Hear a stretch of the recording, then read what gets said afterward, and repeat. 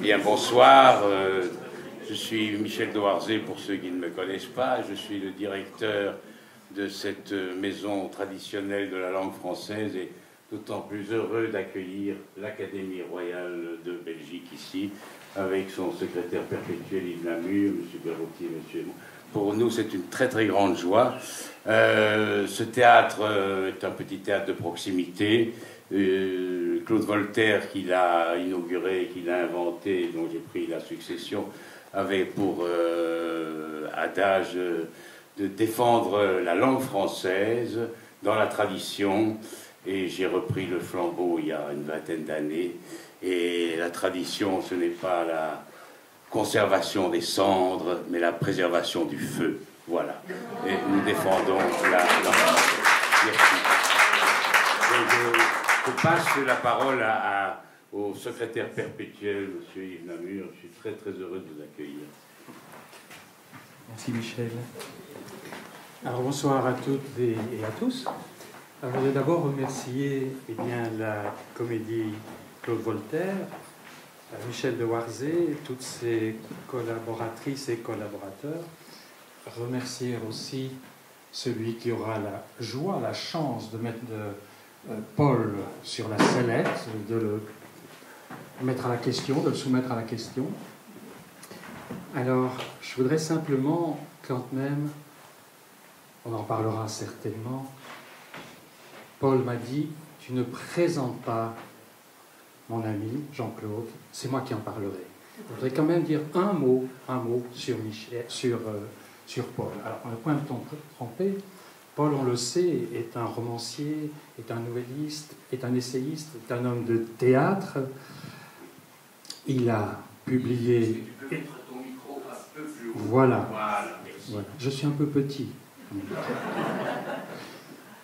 Paul a publié, je pense, entre 24, 25 pièces de théâtre, tout autant, si pas plus, d'adaptations, ses romans aussi, etc.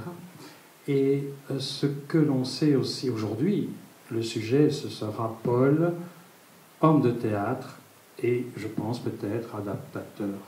À propos de l'adaptation, ici même, mais était-ce peut-être dans la grande salle, je crois que c'est en 2021, il y avait une représentation de Madame Bovary.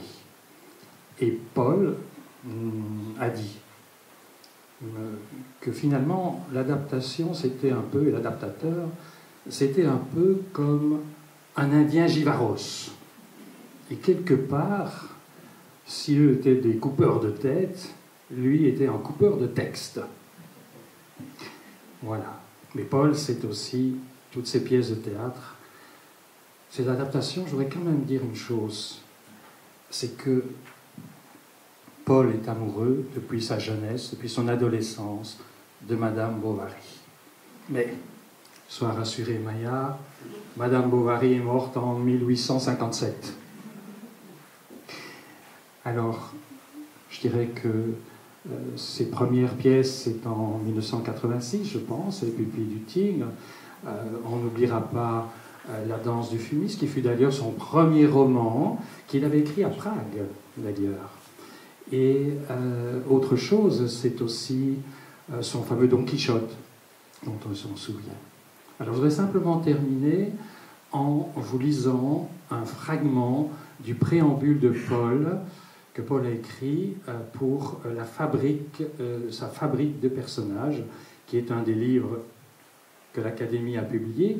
Je vous signale que tous ces livres, ceux de l'Académie, ceux d'Aurélie, la dernière pièce de Paul, et probablement aussi ceux de chez Lanzmann, seront à votre disposition sur la vente.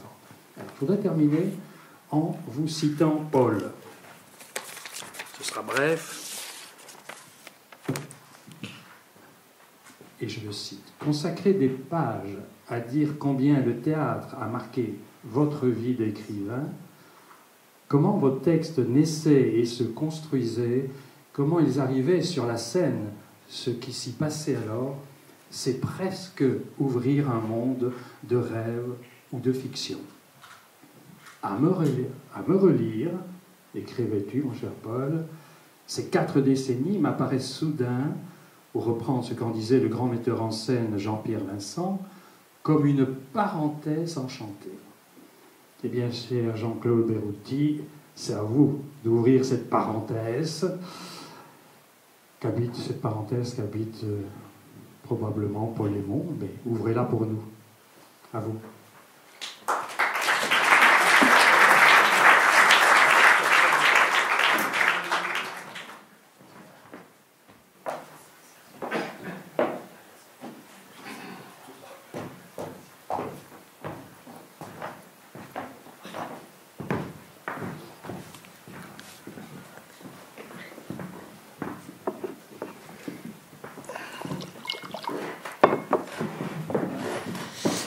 Bonsoir, avant de commencer, j'aimerais, pour les quelques personnes qui ne le connaissent pas, parce que je crois quand même qu'il y a un certain nombre parmi vous qui le connaissent, j'aimerais vous présenter mon interlocuteur de ce soir, Jean-Claude Berruti, qui est, comme l'invitation l'annonçait, qui a été directeur de la Comédie de Saint-Étienne et de l'Opéra de Trèves. On pourra encore ajouter du théâtre de Busson, théâtre populaire dans les Vosges, qui a fait d'innombrables mises en scène. J'ai essayé de répertorier tous les auteurs qu'il a montés, mais j'ai renoncé. C'est un metteur en scène donc de théâtre parlé et de théâtre chanté, donc d'opéra. Il vient de terminer à Liège un formidable Tristan et Iseult de Wagner, absolument magnifique, et il ne s'arrête pas puisqu'il repart demain déjà, je crois, vers Trèves pour commencer les répétitions de Ariane Anaxos, l'opéra Richard Strauss, sur un livret d'Hofmannsthal, si je ne me trompe pas. Ce que je voudrais dire surtout, c'est que pour moi, c'est une sorte de modèle d'un metteur en scène, non seulement qui a fait une très belle carrière, puisqu'on peut parler de carrière, même dans ce métier, mais surtout qui est quelqu'un qui se considère, je crois, comme un metteur en scène européen d'abord, donc qui a monté beaucoup de pièces en France, en Belgique, mais aussi en Allemagne, beaucoup en Allemagne, et puis en Europe centrale, qui est un peu notre milieu de prédilection à tous les deux, mais nous en reparlerons peut-être. Donc, il fait des mises en scène en Croatie, il fait des mises en scène en Slovénie, etc. Enfin, c'est quelqu'un qui voyage beaucoup. Et je pense que c'est très important parce qu'il y a toujours, quand nous parlons, il y a toujours un vent d'ouverture qui vient de lui et qui est vraiment passionnant. Vous dire encore, pour aller vite, parce qu'il faudrait toute la soirée pour parler de lui, mais vous dire encore que dans ce go-between qu'il est, il est également un traducteur avec Silvia Berruti d'un certain nombre de pièces du répertoire de langue allemande contemporain. Voilà. Je voudrais dire aussi que nous nous sommes rencontrés, et c'est un des grands bonheurs de ma vie, il y a plus de 20 ans maintenant, à propos d'une de mes pièces, qui est Caprice d'image, peut-être nous en parlerons, qui a été montée au Théâtre National et qui a été pour moi un des grands moments de mon auteur de théâtre, en voyant une mise en scène qui était vraiment très très importante pour moi, qui a été une sorte de jalon. Voilà, en deux mots, comme il a accepté d'être le meneur de jeu ce soir, eh bien je le laisse mener le jeu.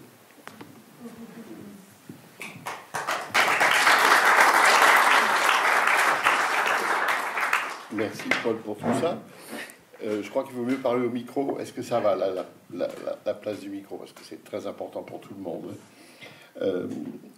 Lorsque tu m'as envoyé à la fin du mois de juillet le manuscrit du livre dont on parle ce soir, je me suis enthousiasmé immédiatement à la lecture du manuscrit.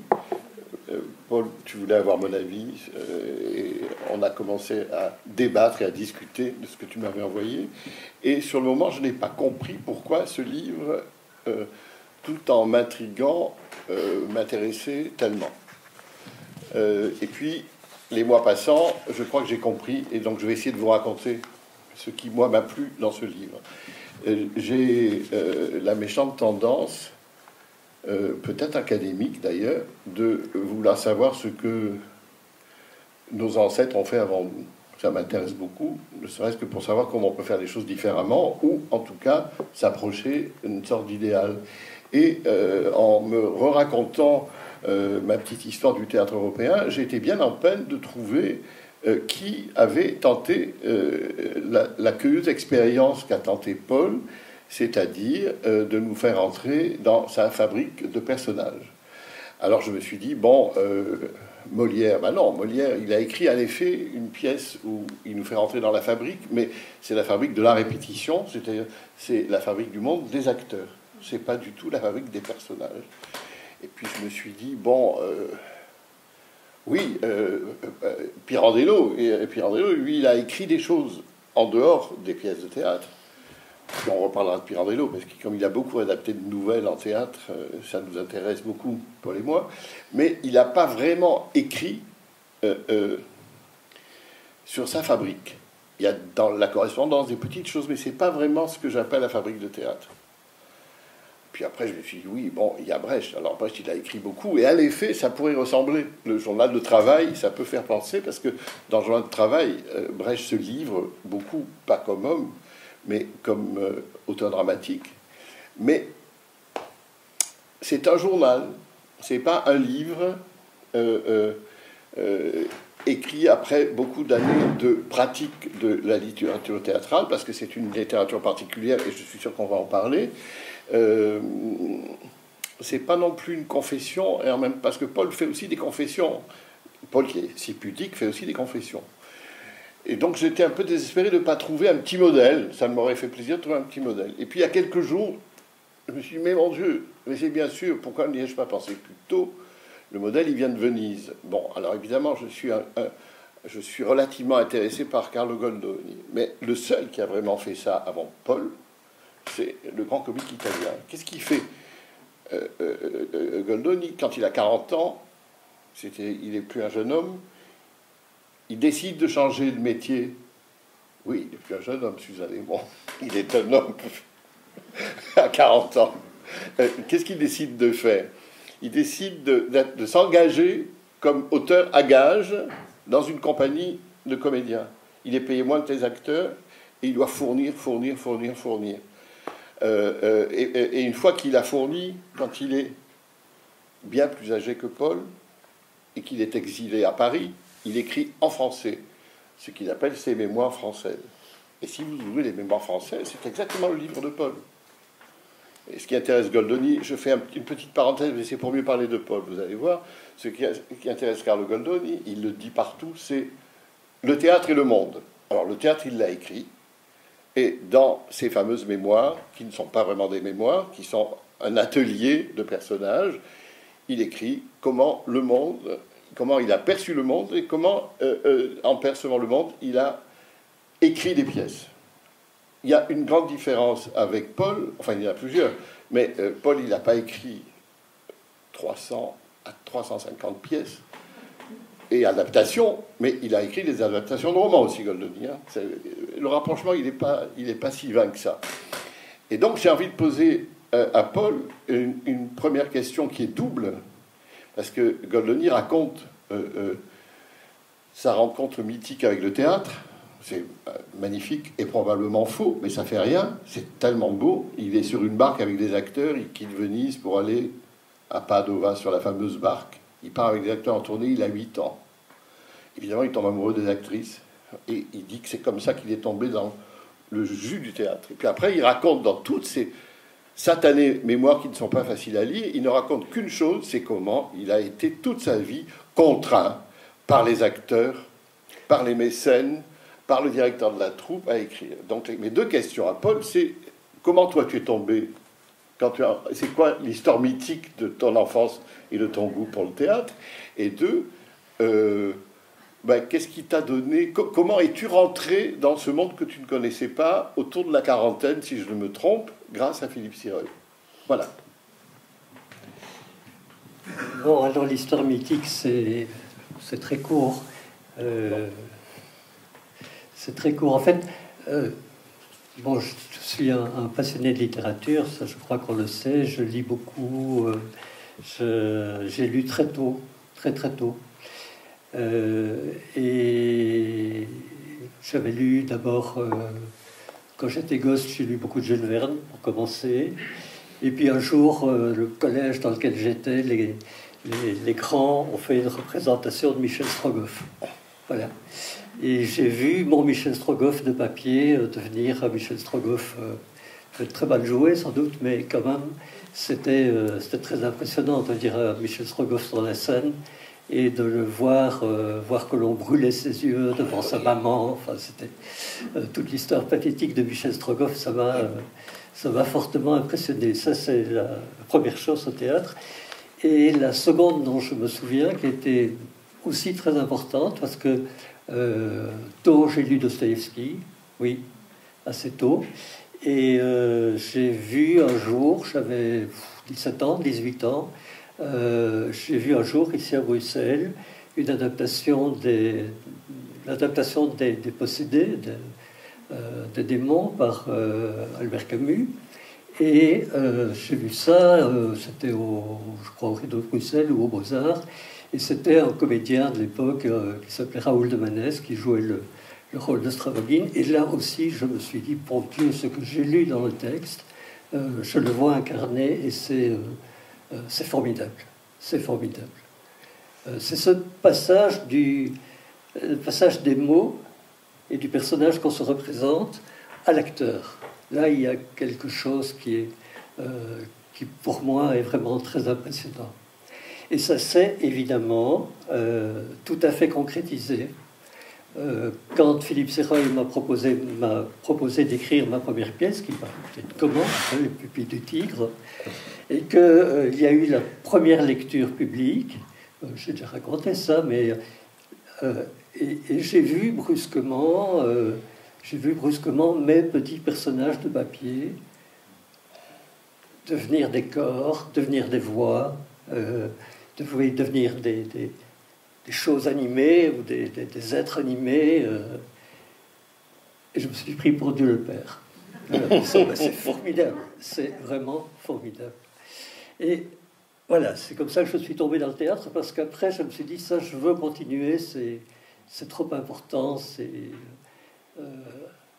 Et je me suis fait la réflexion, peut-être je me trompe, mais en fait, je suis pas un des rares, il y en a quand même un certain nombre, mais il y en a de moins en moins, auteur de théâtre qui n'est pas en même temps directement lié au monde du théâtre.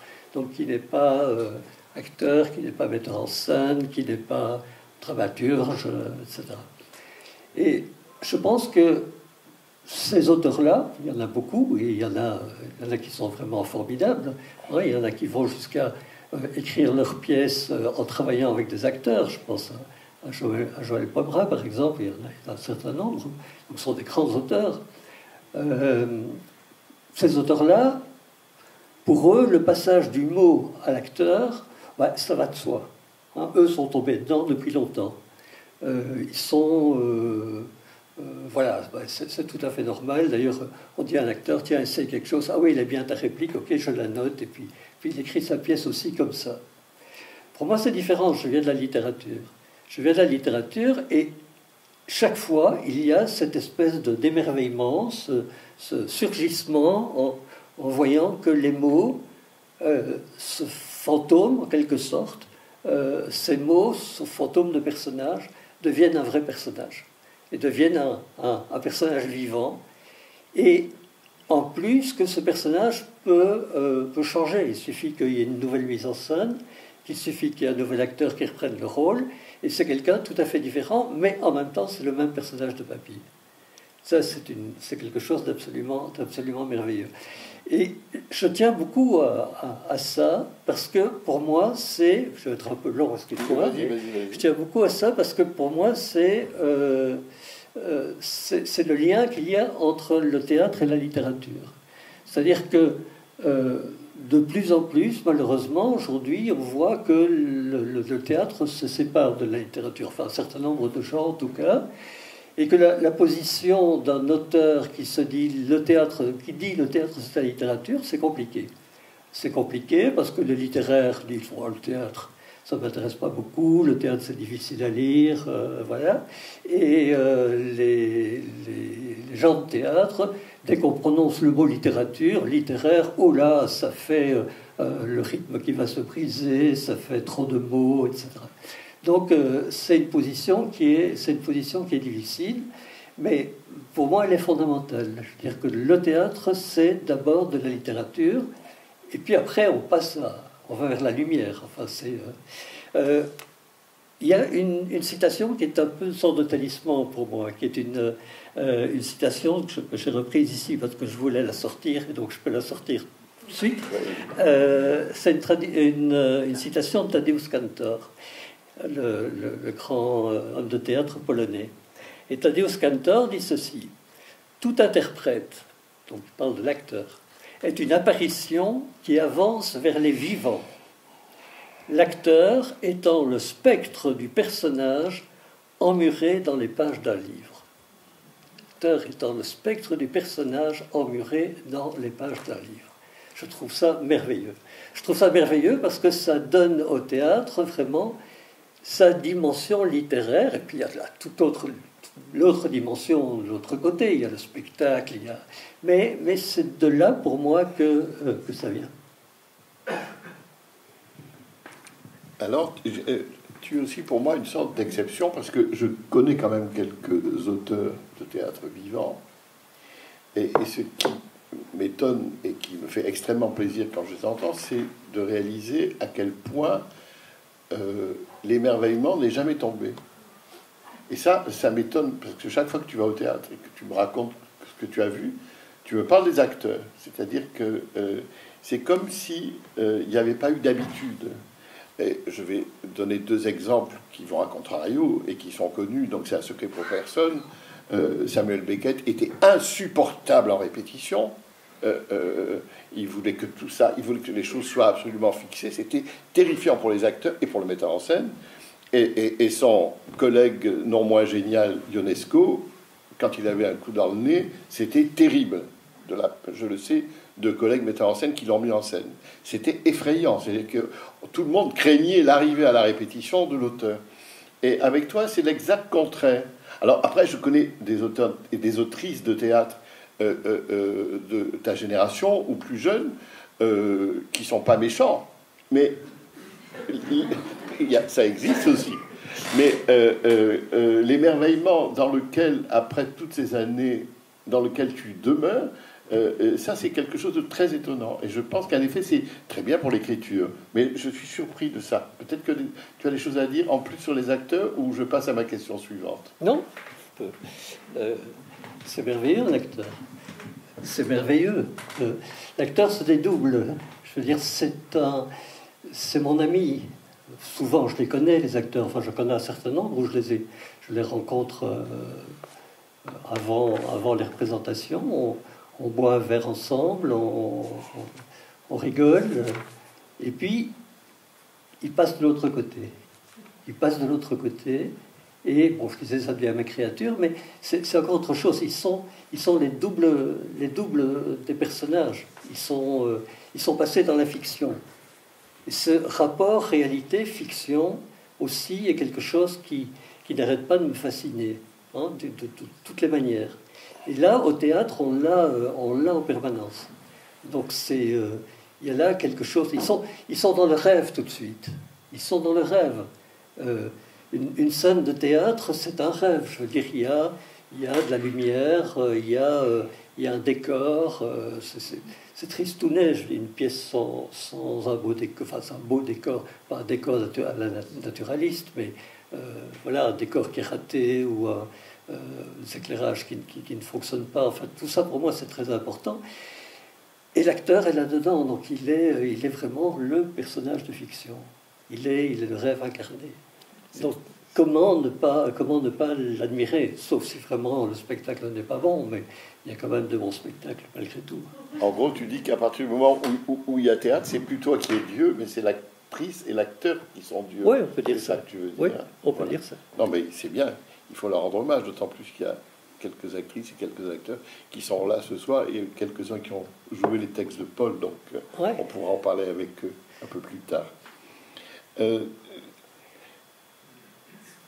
Alors, puisqu'on est sur cette question délicate de l'écriture du théâtre, et puisque dans ton livre, tu nous donnes l'occasion de te suivre, et de te suivre dans des endroits qui sont par moments très techniques, j'ai pas dit compliqués, mais c'est très technique. Comment tu es passé de la nouvelle et du roman à l'écriture théâtrale, c'est-à-dire comment de narrateur omniscient tu deviens un écrivain absent, parce qu'on sait bien que l'écrivain, il n'est pas là, c'est le personnage d'abord qui parle. L'écrivain, il est peut-être un petit peu là dans ce qu'on appelle entre nous des didascalies, mais sinon il fait parler d'autres. Et ça, c'est quand même une très grande différence.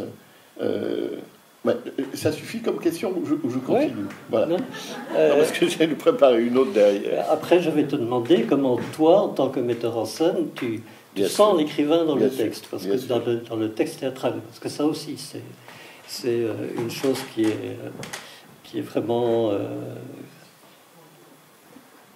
importante. Attends, ta question précisément? Oh, j'ai oublié. C'est comment de narrateur omniscient tu deviens poète absent? Oui. C'était très compliqué. En fait, ça a été très compliqué. Ma première pièce, donc, était une commande de Philippe Sireuil.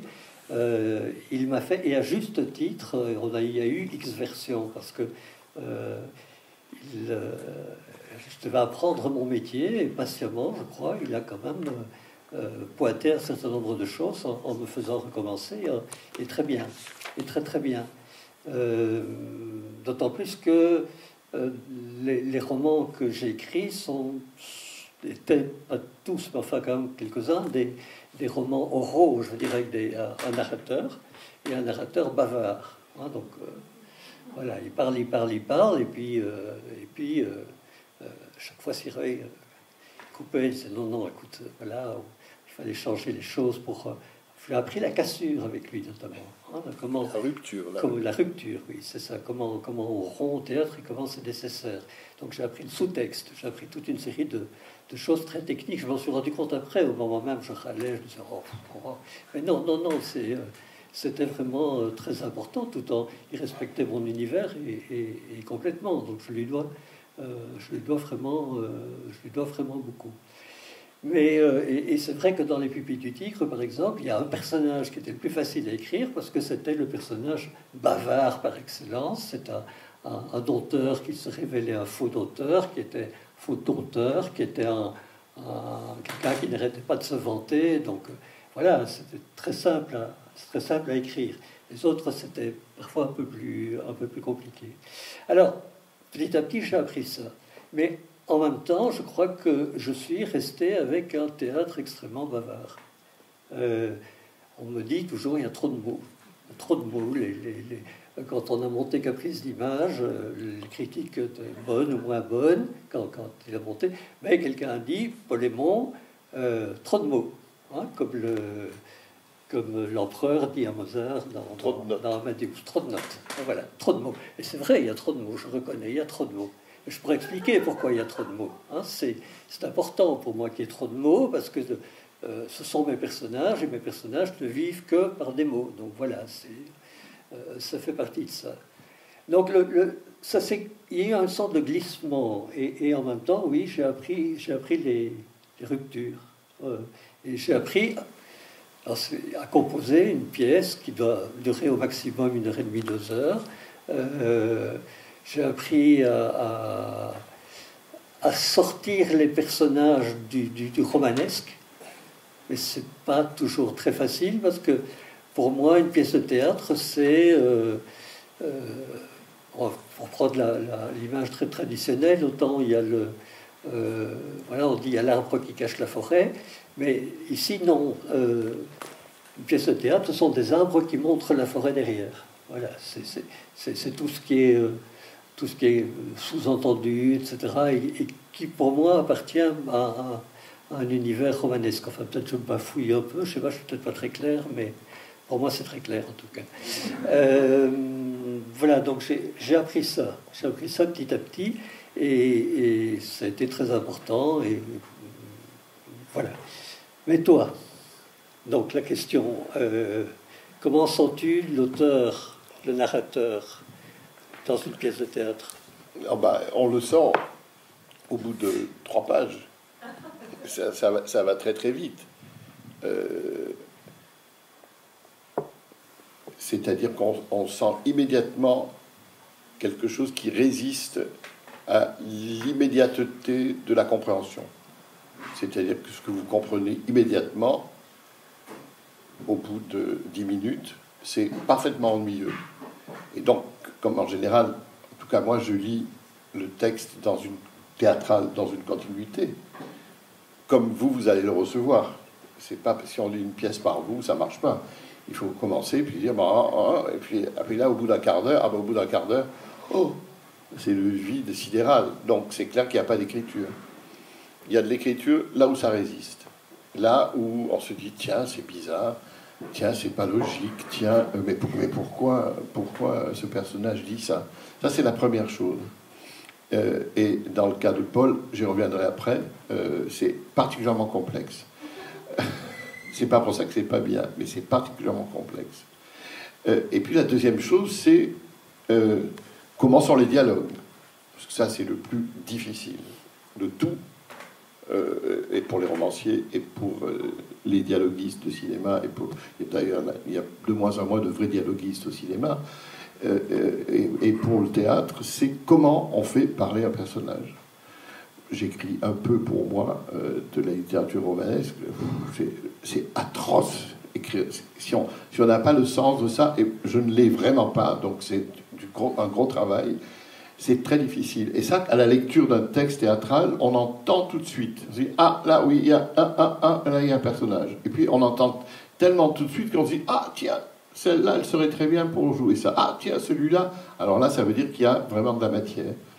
Donc, c'est pas une lecture superficielle que fait le metteur en scène quand il est pour la première fois et jusqu'à la première devant un texte théâtral. C'est comment on pourrait dire ça? Il faut lire par en dessous, hein, ce que Paul vient d'expliquer sur le sous-texte. Voilà. Et dès qu'il y a du sous-texte, les actrices et les acteurs le savent très très bien. Ça, c'est jubilatoire. Ça veut dire qu'on va pouvoir s'investir autrement qu'à la surface. Est-ce que j'ai répondu à ta question? Un peu. Un peu. Bon, alors maintenant, on va parler de caprice d'image, parce que c'est quand même le seul texte sur lequel j'ai vraiment travaillé totalement, avec toutes les étapes de travail, avec Sophia Lebout, qui est là, qui jouait un des rôles. Je crois qu'il n'y a que Sophia qui est là pour ce spectacle-là. Mais c'était une sacrée affaire, parce qu'on ne comprenait rien. Mais vraiment rien. En même temps, c'est très intéressant. Moi, je m'étais dit, tiens, celui-là, il pourrait jouer ça. Ah, Sophia serait parfaite, là, pour jouer la dame du monsieur, qui n'est pas la femme idéale, et il rêve d'une autre dans la pièce, il rêve d'une femme idéale. Et puis, etc. On construit une distribution, puis on se retrouve et on lit. Et là, il faut bien dire que c'est difficile. Et comment on s'en sort? Parce que c'est ça ta question, en gros, c'est comment on s'en sort. Alors, moi, j'ai une manière de m'en sortir, mais qui ne vaut que pour moi, c'est d'essayer de trouver les petits points de logique, pas de logique psychologique, de logique, enfin, ou peut-être de logique psychologique, mais trouver les points récurrents sur un personnage, dans sa manière de parler, dans les mots qu'il utilise, dans les thèmes qu'il aborde, et à partir de ces petits morceaux, de ces choses infinies qui se trouvent peut-être plus entre les mots que dans les mots, on essaie de construire, on essaie d'imaginer quelque chose. Et chacun fait ce travail-là, hein, quand on est à la table. D'abord, une actrice ou un acteur qui lit très bien, le premier jour de répétition, très bien le texte à la table, c'est très mauvais signe. Ça veut dire qu'il ne fait pas le travail qu'il faut faire. Le travail qu'il faut faire, c'est d'hésiter, de se tromper, de s'arrêter, de chercher où on respire. Là, on sait qu'on a des très bons éléments dans son équipe, c'est les gens qui cherchent en dessous. L'acteur qui lit bien, ça n'existe pas, en tout cas au début de répétition, et même peut-être jamais d'ailleurs, sauf dans une lecture publique, bien sûr. Et donc, à force d'hésitation, chacun arrive à construire une petite bribe de quelque chose. Là, ça c'est le travail que chacun fait pour soi. C'est un travail qu'il partage avec son metteur en scène, ses collègues ou pas. Parce que chaque acteur, il doit avoir un jardin secret. S'il n'a pas de jardin secret, il n'y a pas de spectacle. Donc, il y a des choses qui se disent, d'autres qui ne se disent pas, certaines qui se disent très maladroitement. En tout cas, la deuxième étape, c'est quand on a lu, bien lu, relu, et qu'on ne sait vraiment pas ce qu'il y a, c'est qu'à partir des petits éléments de la logique de chacun, on essaie de construire des éléments d'une logique de tout le groupe. Et on avance comme ça, petit à petit. Ça va? Je réponds à ta question. Et petit à petit, par hésitation,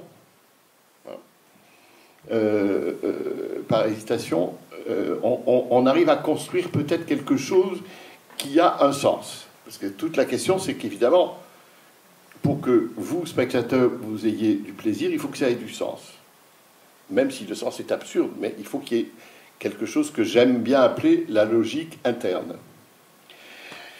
Et donc, quand vous avez un texte dans lequel vous comprenez à peu près rien, avec des situations dites de rêve, parce qu'il aime beaucoup les rêves, notre ami Paul, c'est vraiment très compliqué. Et donc, la meilleure manière d'avancer pour moi, c'est, et je vais raconter dire une expression paradoxale, pour moi, c'est de construire avec l'équipe de comédiens, exclusivement les comédiens, il ne faut pas avoir trop de monde autour, mais les comédiens et moi, ensemble, on construit ce que j'appelle le roman de la pièce. Voilà. Et là, on retombe un peu sur nos pattes, mais c'est à partir du moment où... Et parce que là, le roman, il évolue évidemment tous les jours. Selon ce que vous avez répété, telle phrase et telle scène prennent tel sens par rapport à une autre scène. Et petit à petit, on met à bout tout ce qu'on a travaillé et on essaie de faire évoluer tous les jours ce roman. Et ça, on se le raconte.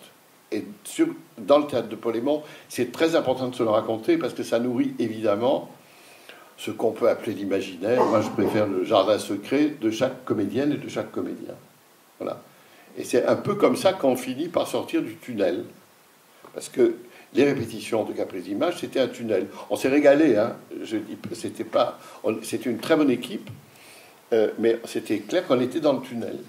Et j'avais un copain à moi qui était comédien, mais qui, dans le cas présent, n'était pas comédien, Christian Baguen, qui nous aidait sur les effets spéciaux. Et Christian, de sa vie, il m'a jamais dit un truc positif sur le travail que je fais. Hein. Jamais. C'est pas pour ça que c'est pas un ami. Il m'a jamais rien dit. Et le jour de la générale de Spack, il me dit « Ah ben dis donc, tu t'en es bien sorti. » Là, je me dis oh. Alors, en effet, il a dû se passer quelque chose. Voilà. Et au-delà de l'anecdote, ce qui m'intéresse, c'est cette histoire du roman qui passe au théâtre, et après comment on revient à ce que moi j'appelle, sans penser à Paul, je l'appelle toujours le roman de la pièce. Je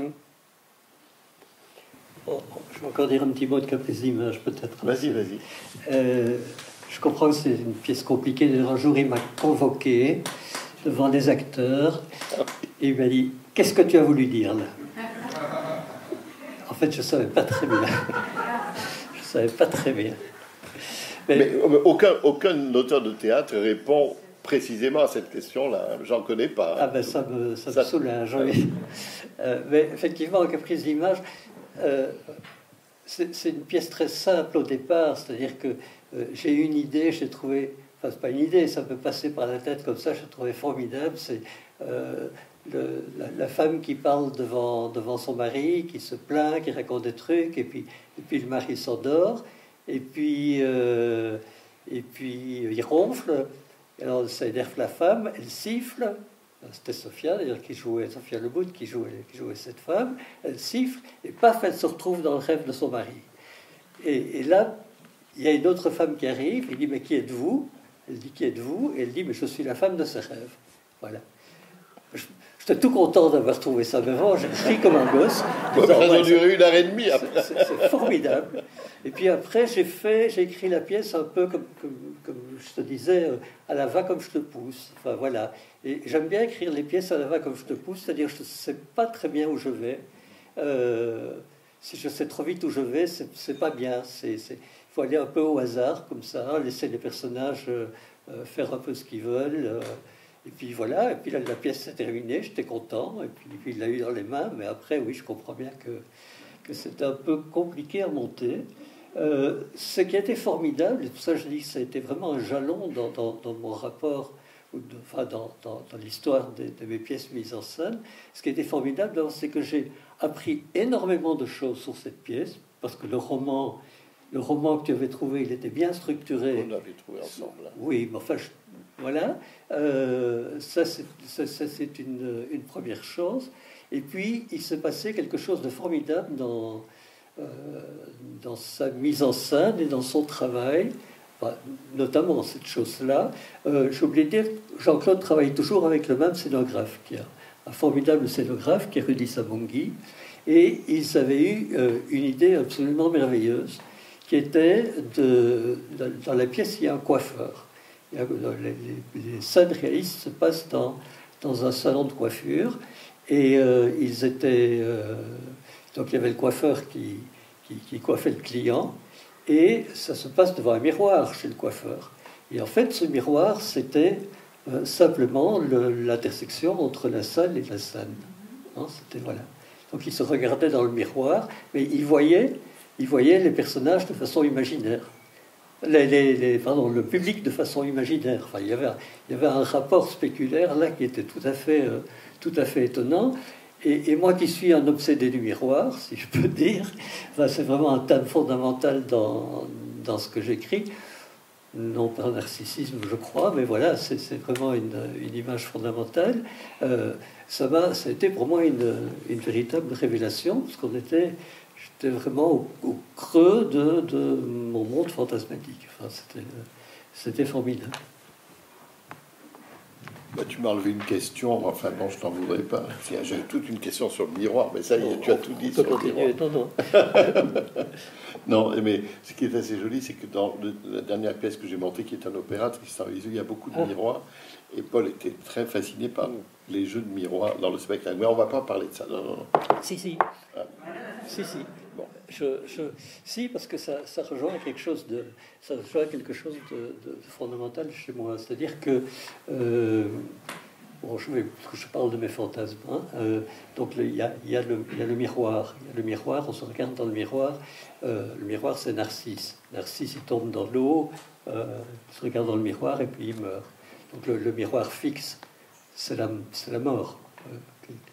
Voilà. Donc et les choses deviennent intéressantes à partir du moment où il y a dans le jeu de miroir, il y a quelque chose qui ne fonctionne plus. Et le miroir devient un peu bizarre. Le double n'est plus tout à fait le même. J'écris un livre qui s'appelle 49 têtes dans le miroir, où il y a, au départ, c'est un jeu qui regarde son double dans le miroir, et puis le double commence à prendre son indépendance en quelque sorte.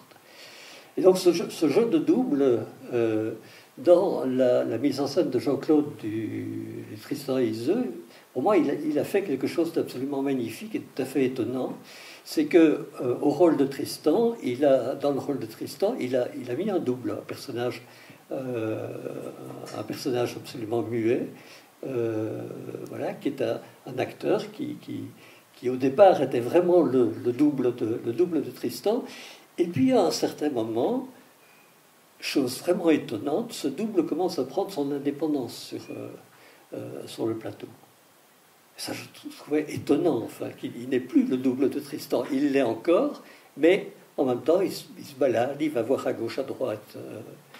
C'est très surprenant. Je veux dire, ça renvoie à des choses, à des fantasmes fondamentaux que vous trouvez dans le romantisme allemand, par exemple, hein, dans l'homme qui avait perdu son ombre, des textes de ce genre. Enfin, on est vraiment, on n'est pas seulement dans un jeu, on est dans quelque chose qui est extrêmement troublant pour l'individu, pour la personnalité.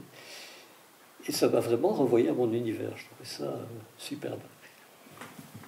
Alors, à la grande différence des romantiques allemands, il me semble que quel que soit le caractère d'inquiétante étrangeté que provoque le double, ce qui est très curieux chez toi, c'est que, au sens le plus noble, le comique prend le dessus. Et ça, c'est très rare d'avoir affaire à un auteur de théâtre qui arrive à créer cette chose troublante que tu décris parfaitement, mais de l'inscrire dans une sorte de, on peut dire, de surréalisme comique. Et je suis assez sensible à ça. Et ça m'amène à une autre définition, peut-être que tu pourras la commenter. Je me suis dit, mais comment on pourrait définir le théâtre de Paul, ton théâtre? Et je me suis dit, tiens, c'est un théâtre de la cruauté douce. Parce que c'est vraiment un théâtre cruel. Mais il y a tout ça est nimbé dans une sorte de douceur dont on pourrait chercher l'origine peut-être chez d'autres écrivains qui t'ont précédé en Belgique. Je pense à Crommelin, je pense à Paul Willem, parce que ça, il y a ça aussi chez eux.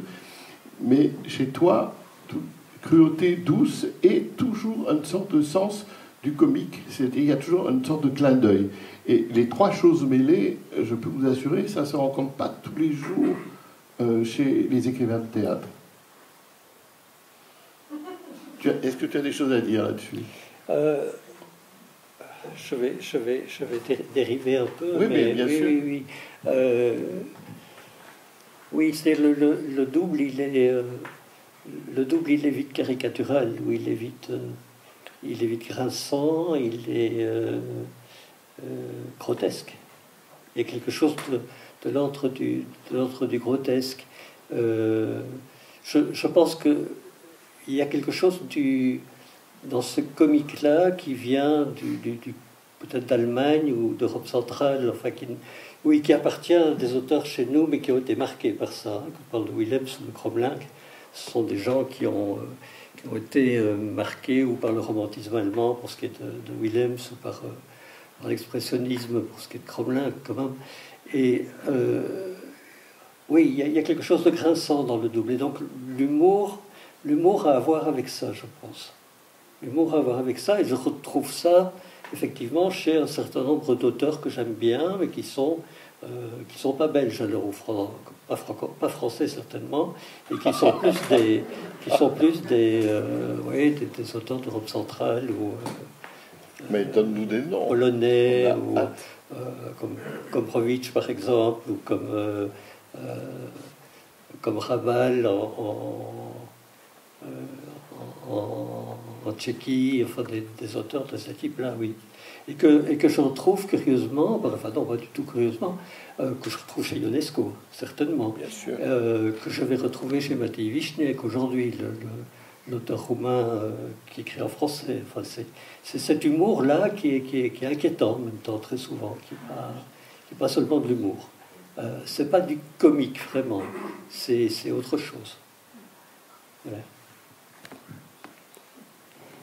Alors, je voudrais revenir parce qu'on a parlé un peu rapidement de ce que c'est qu'une pièce de théâtre qui serait une pièce où on accepterait la littérature par rapport à des pièces où on n'accepterait pas la littérature, où on aurait de la peine avec ça. Il y a une expression dans le théâtre français, mais que les Belges se sont accaparés il y a très longtemps. On disait au début du XXe siècle, à la fin du XIXe siècle, on aimait parler de pièces bien faites. C'était l'expression consacrée. Je pense même que c'est un auteur qu'on a oublié aujourd'hui, qui s'appelle Bernstein, qui avait dit qui était le roi de la pièce bien faite. Il n'y a rien de plus ennuyeux que la pièce bien faite. Si vous lisez aujourd'hui ce qu'on appelle les pièces bien faites, au bout de 3 scènes, vous dormez. Encore que, on y reviendra peut-être après, dans les nouvelles dramaturgies, on revient d'une certaine façon à la pièce bien faite. Mais ça, c'est pas ça que je voulais dire. Il y a une expression que Paul aime bien utiliser. Il dit, moi j'écris des pièces mal fagotées. Voilà. Et ça, c'est essentiel pour comprendre le plaisir qui peut être plus ou moins jubilatoire selon les pièces, à la lecture et au travail sur les pièces de Paul. C'est que c'est mal foutu. Et qu'il assume le mal foutu. J'ai l'air de me moquer, mais je ne me moque pas du tout. Et il a dit tout à l'heure, hein, ça va comme ça vient. Je laisse parler les personnages. Voilà. Et ça ouvre alors encore à autre chose qui, à mon avis, est important pour les grands prédécesseurs de Paul, d'abord pour Ionesco, mais Paul s'inscrit directement dans cette tradition-là. C'est d'abord les mots qui disent les choses, et après le sens, on verra bien. Hein, si vous lisez le texte de Ionesco, qui est la phrase de Ionesco, c'est la plus belle petite musique française qui soit, rappelons-nous, écrite par un Roumain quand même. Hein. C'est d'une beauté musicale extraordinaire, les simples bêtes phrases de Ionesco, qui ne veulent en général rien dire, enfin, qui ont l'air de ne rien vouloir dire. Eh ben voilà, et je crois qu'il écrivait comme ça. D'abord, tout le monde le sait, Ionesco, il buvait tellement que quand il écrivait, il ne pensait pas à ce qu'il écrivait. Il écrivait génialement. Ah ben oui, il y a des tas d'histoires sur Ionesco et l'alcool. Mon ami Roger Planchon, aujourd'hui disparu, qui l'avait monté, avait de très très jolies histoires sur le personnage. Mais donc ça dépasse de loin la réplique bien écrite. Il y a autre chose. Hein, et c'est d'abord, je pense que Paul ne me contredira pas pour son théâtre à lui, c'est une succession de mots qui fait que peut-être il y a un sens qui arrive à émerger à un moment. Et qui ne doit pas émerger complètement d'ailleurs. Hein, rappelons-nous Paul Claudel, le prologue de Joël Satin, le plus beau, ce sera ce que vous ne comprendrez pas, etc., etc., etc. Ben, je te rends la parole. Je n'ai pas posé de questions, mais je pense que je t'ai donné des trucs de grain à moudre. J'ai une anecdote. J'avais écrit une pièce qui s'appelle Malaga. Et elle était mal foutue. Elle est mal foutue, d'ailleurs. Et il y a une lecture, on dit, il y a une lecture qui va être faite au théâtre de Malakoff à Paris par Pierre Ascari, qui est un metteur en scène qui avait une certaine renommée. Et j'ai retravaillé comme un fou. Je lui ai envoyé une autre version en lui disant « Ah, celle-là, elle est bien, elle est structurée, etc. » Et il m'a téléphoné, il m'a dit « Non, jetez ça. Vous avez beaucoup travaillé, mais jetez ça. C'est pas intéressant. La première version est meilleure. » Voilà. Là aussi, j'ai appris quelque chose, je crois. Alors, en même temps, c'est pas que je ne veux pas retravailler les pièces, parce que parfois c'est important, parce parfois on voit que ça ne fonctionne pas sur le plateau, ou, enfin, il y a toutes sortes de raisons. Mais là, je trouve que j'avais vraiment beaucoup travaillé. Donc là j'en ai pris, j'ai pris de leçons, en tout cas, c'est certain. Oui, j'ai envie de revenir un tout petit peu en arrière, parce que tu l'as dit à plusieurs reprises. J'ai appris mon métier. Oh, ça, c'est formidable. Un auteur de théâtre qui vous dit qu'il apprend son métier, je peux vous assurer qu'il n'y en a pas beaucoup. Hein. Et qu'il avoue en public. Même devant un public choisi, mais c'est pas facile à dire. Et en effet, pour revenir à Goldoni, mais le métier du théâtre et le métier de l'écrivain au théâtre, c'est pas du tout le métier de l'écrivain dans son bureau. Ça n'a absolument rien à voir. C'est-à-dire que si, aussi génial soit-il, s'il n'est pas à l'écoute de ce que disent les acteurs sans le dire à travers leurs textes, ça n'existe pas, ça ne peut pas exister. Donc l'idée de l'apprentissage, après chacun apprend comme il veut, c'est le caractère modeste de Paul, ta modestie est bien connue, qui fait que tu dis que tu as été un apprentissage, mais tout bon auteur de théâtre, il doit être un apprentissage, il doit apprendre à écouter. Ça, c'est très important. Et je sais à quel point Paul écoute, parce que on dit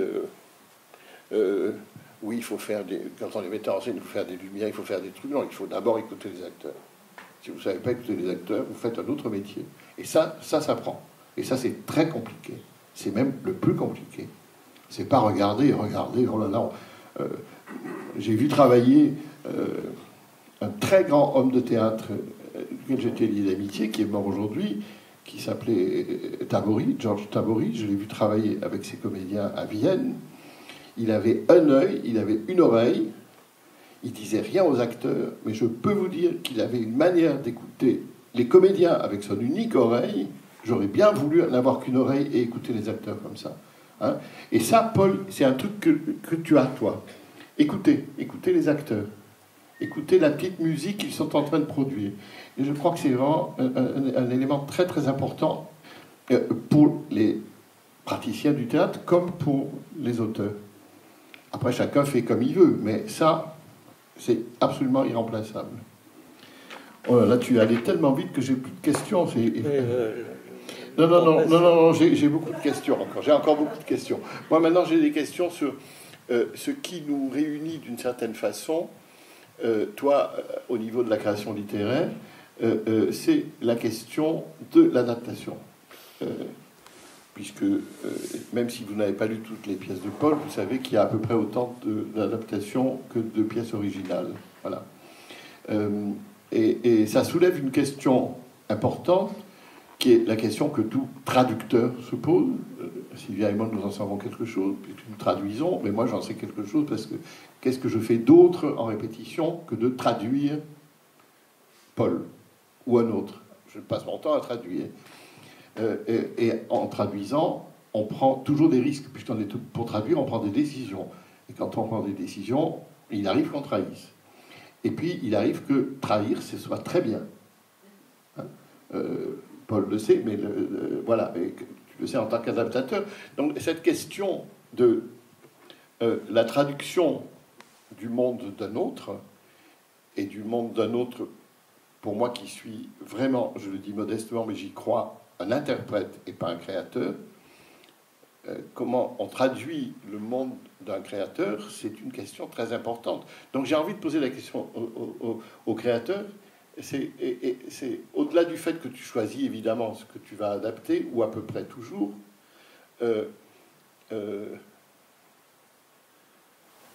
comment fais-tu? Je ne sais pas comment poser la question autrement, mais est-ce que tu pourrais nous dire des choses là-dessus? Comment tu choisis? Comment tu dis que dans l'Iliade, c'est ça que tu vas traiter? Voilà, ça, c'est des questions qui m'intéressent. Ah ben voilà, une colle. C'est facile, hein, oui, c'est une colle.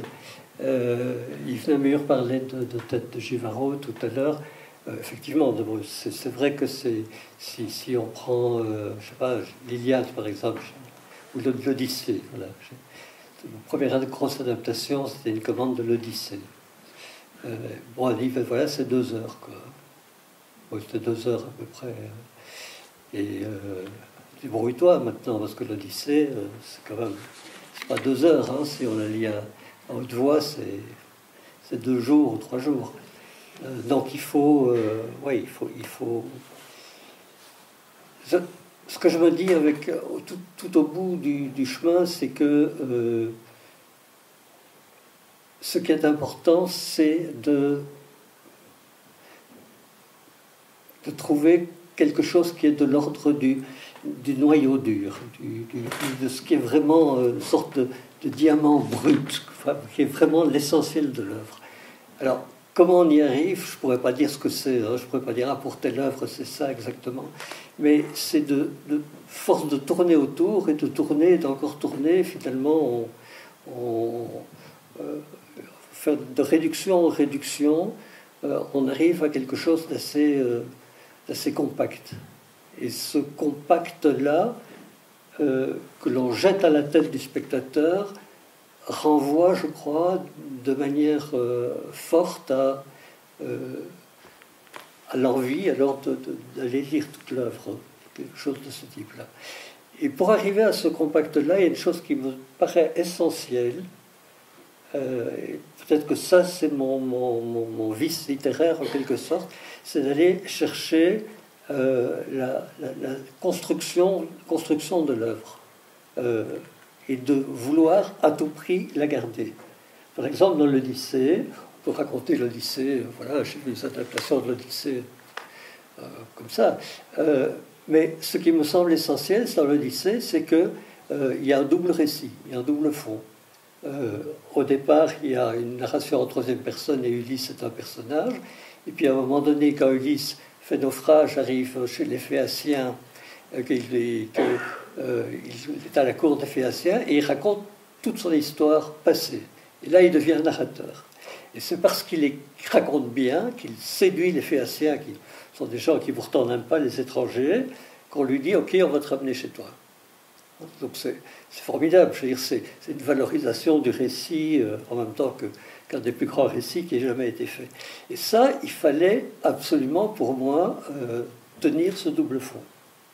Et c'est Jules-Henri Marchand qui avait fait la proposition.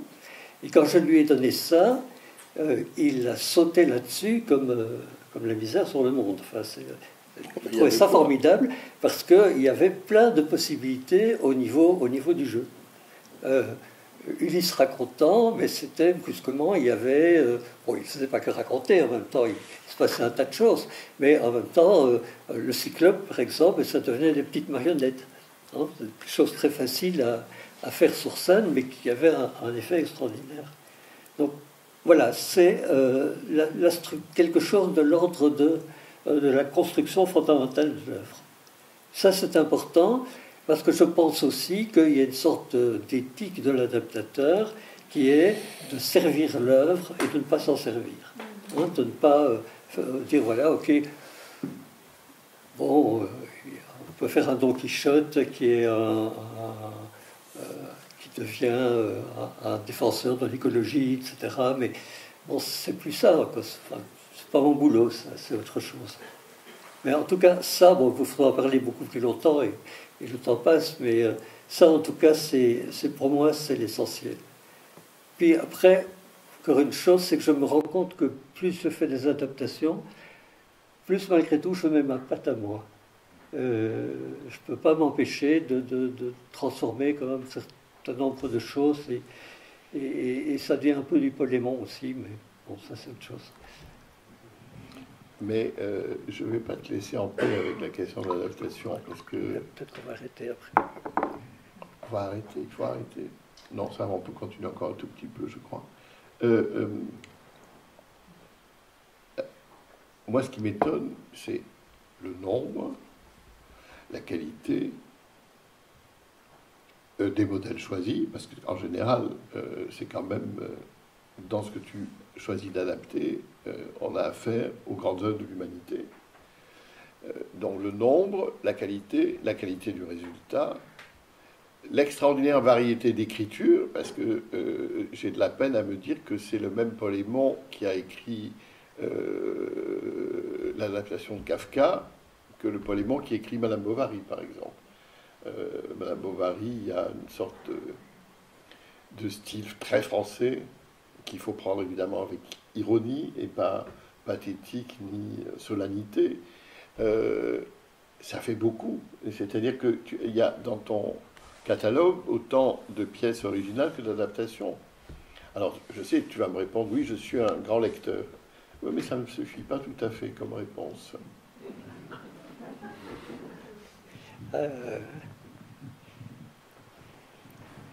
J'avais quelque chose d'intelligent à répondre, mais ça m'est passé.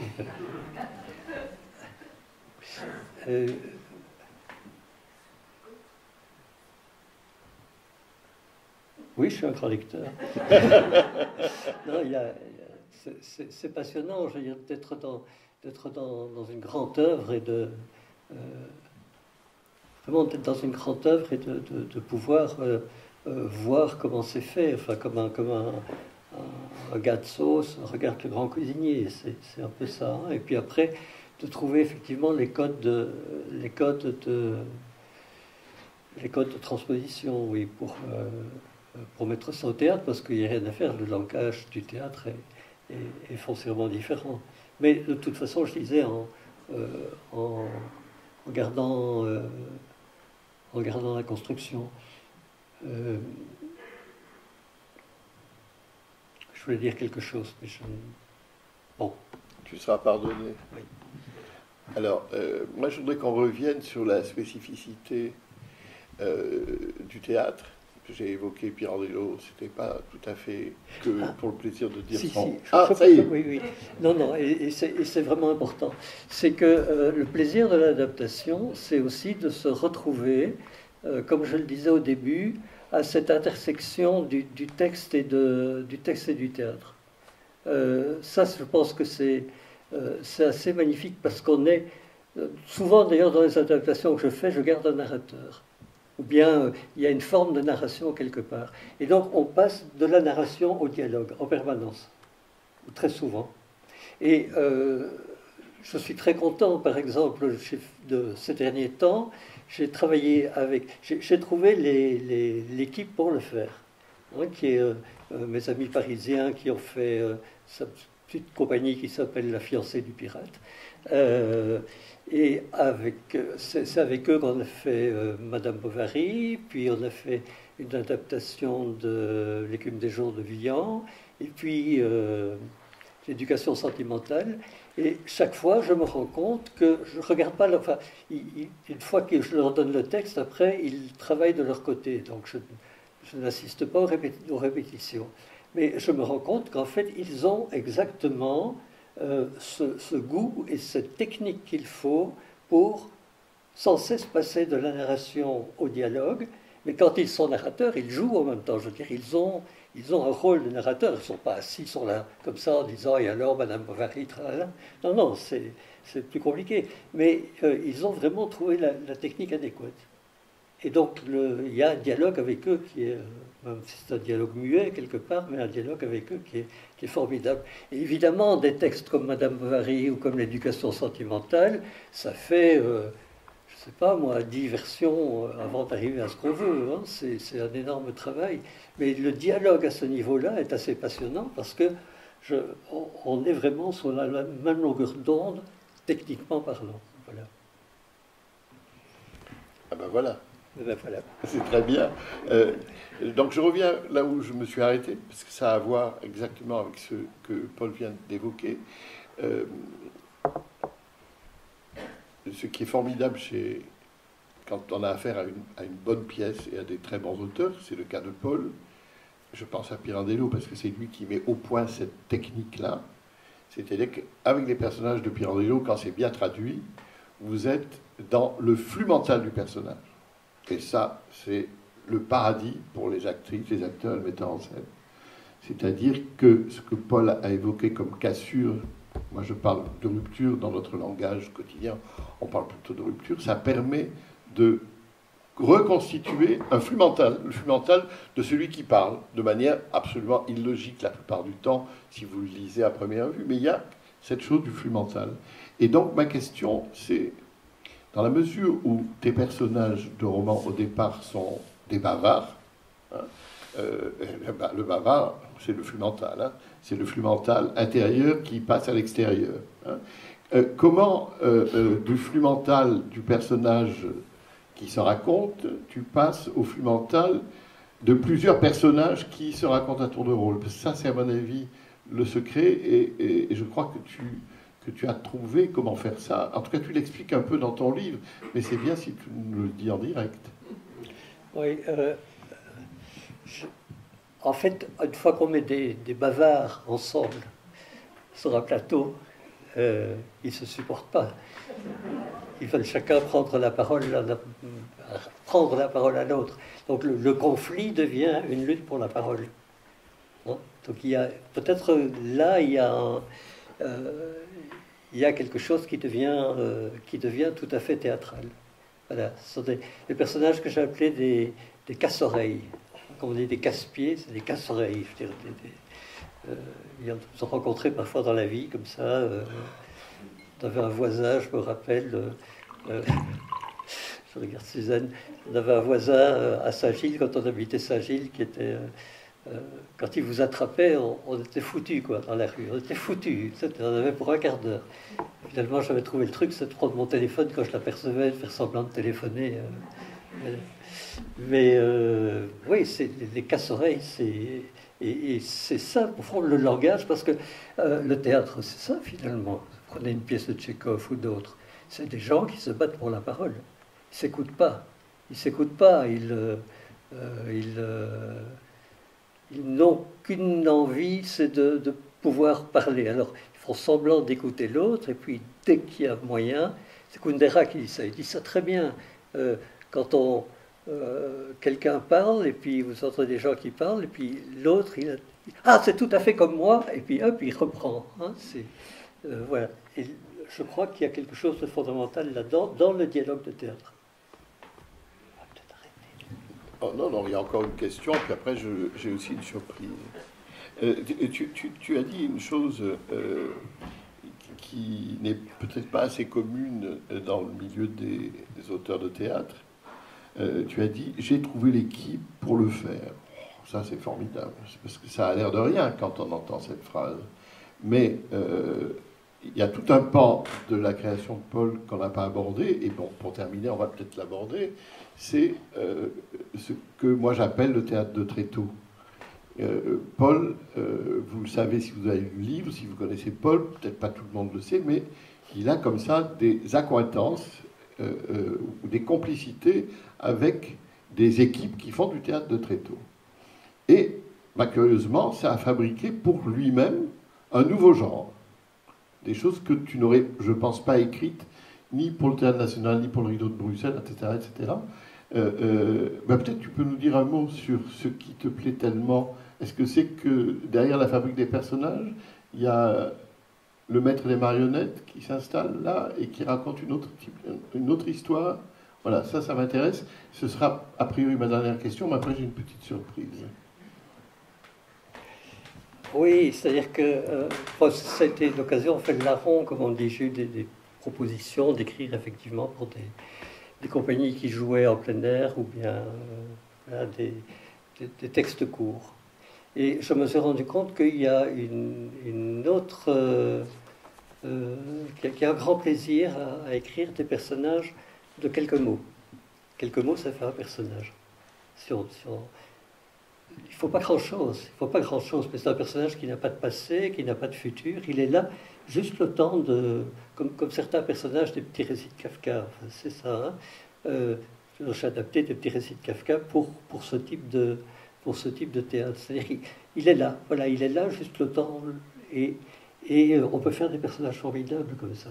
Parce qu'un acteur, avec quelques mots, il peut construire quelque chose de tout à fait inattendu. Et voilà, et je trouve un plaisir à ça. Et ça m'a fait écrire, alors, notamment, une pièce sans fin. Je dis toujours, c'est mes enfants et mes petits-enfants qui vont la continuer, qui s'appelle Histoire de l'homme, qui est une série de scènes, de petites scènes, parfois de quelques mots simplement, parfois de 2-3 pages, qui est une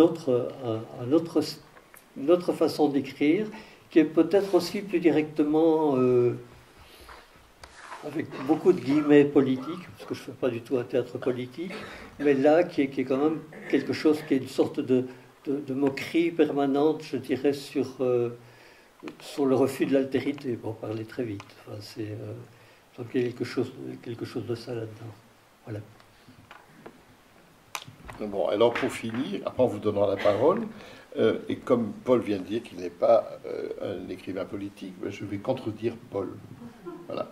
Surtout dans la situation actuelle et dans tout ce qu'on dit en Belgique sur le ministère de la Culture, j'ai trouvé quelque chose qui est éminemment politique. C'est pas très long, ne vous inquiétez pas. Le ministre de la Culture avait inauguré la prestigieuse exposition dédiée au peintre vénitien Giambattista Tiepolo. Dans un superbe bâtiment spécialement conçu pour l'occasion, on pouvait redécouvrir les œuvres majeures, corrigées de tous leurs défauts et imperfections, du maître incontesté de ces apothéoses qui représentent sur les voûtes des églises et les plafonds des palais tel saint ou tel personnage illustre s'élevant vers l'azur dans un char tiré par des étalons ailés, tandis qu'une troupe d'anges et de bienheureux accompagne son ascension. La présente reconstitution, grâce à nos procédés ultramodernes de ces joyaux de la peinture occidentale du XVIIIe siècle, avait déclaré dans son discours le ministre de la Culture, prouve magistralement que le faux a dépassé le vrai, si vous me permettez l'audace de l'expression. Soyons convaincus que l'avenir de l'art se trouve désormais dans de telles réalisations et non dans la poursuite obstinée de pauvres créations originales qui ne pourraient jamais se comparer à ces versions parfaites de chefs-d'œuvre anciens. Car ces chefs-d'œuvre, vous les découvrirez ici, restitués et améliorés, millimètre carré par millimètre carré, grâce à la juste intensité de chaque composant chimique utilisé. Vous aurez remarqué aussi que certaines de ces apothéoses ont été subtilement épurées de leur surcharge d'anges et autres bizarreries baroques qui nuisaient à leur qualité. Le résultat est incomparable.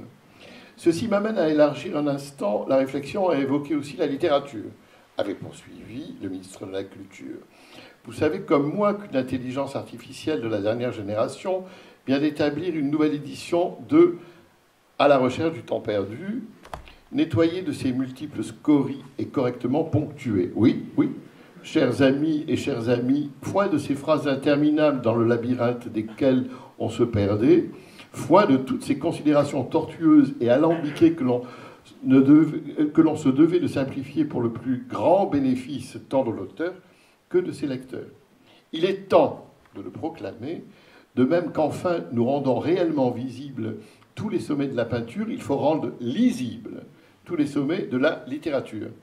Telle est l'autre grande entreprise qui nous attend, et lorsque nous pourrons savourer ces œuvres dégagées de leur brouillard et de leur poussière, nous verrons que tout y est dit, que la littérature est à présent clôturée.